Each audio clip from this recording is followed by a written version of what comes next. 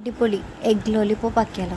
അതിന് വേണ്ടിയിട്ട് കുറച്ച് ബ്രെഡ് പൊടിച്ചെടുത്തത്, അതിൻ്റെ കൂടെ കോൺഫ്ലോറും ഉപ്പും കൂട്ടി കുറച്ച് വെള്ളം കൂട്ടി മിക്സാക്കി എടുക്കുന്നത് വെച്ച് കഴിഞ്ഞാൽ ഒരു എന്താ പറയുക, കുറച്ച് കട്ടിയുള്ള ബാറ്റർ നമുക്ക് ഉരുട്ടിയെടുക്കാൻ പറ്റുന്നത്. അതിന് ശേഷം അതിൻ്റെ മസാല തയ്യാറാക്കാൻ വെളുത്തുള്ളി എടുക്കുന്നുണ്ട്, അതേപോലെ ഉള്ളി, red chilli flakes, green chilli, പിന്നെ അതൊന്ന് വഴണ്ട് വന്നതിന് ശേഷം മസാലപ്പൊടികൾ ഉപ്പ്, മഞ്ഞൾപ്പൊടി, മുളക് പൊടി, ഗരം മസാല, ചിക്കൻ മസാല, പെപ്പർ.